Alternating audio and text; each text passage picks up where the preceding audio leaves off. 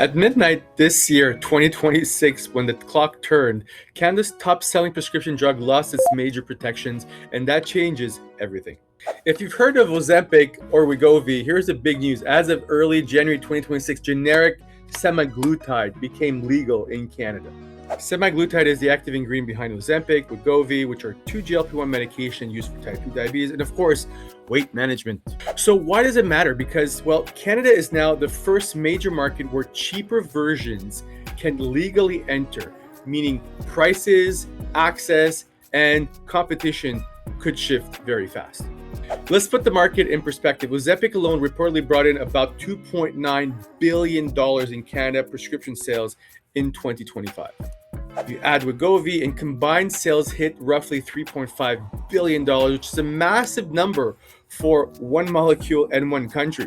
Multiple companies want in. Reports say there are 6 pharmaceutical companies that have applied to make a generic version of the semaglutide in Canada. But unfortunately, generic is legal. It doesn't mean that generic is already on the shelves. Health Canada still has to review submissions, and approvals are expected to roll out all over 2026. Here's the key pricing details though. Once at least 3 generic products are on the market, a Canadian pricing framework could set generic semaglutide at about 35% of the brand name list price, and public plans may negotiate it even lower. Translation: the biggest immediate impact could be access. More than 1 million Canadians are already using semaglutide, but the potential market is far larger, especially with a high share of Canadians categorized as overweight or obese.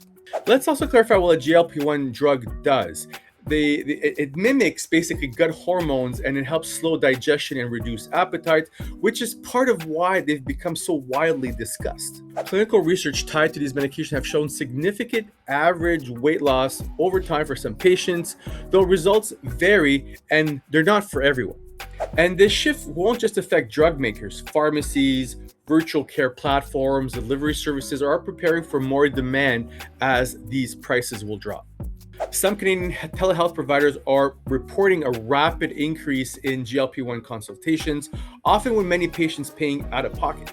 Meanwhile, the brand name companies aren't just standing still. Expect strategies like new brand names, new formulations, and new uses to defend their market share.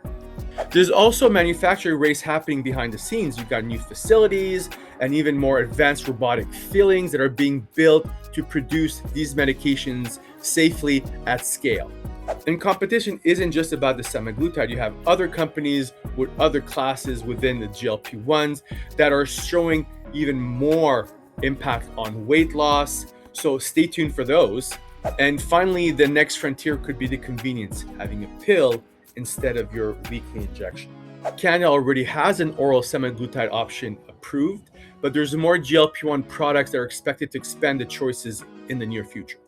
So here's a takeaway. Canada just became a real-world test case for what happens when one of the hottest drugs on earth goes generic.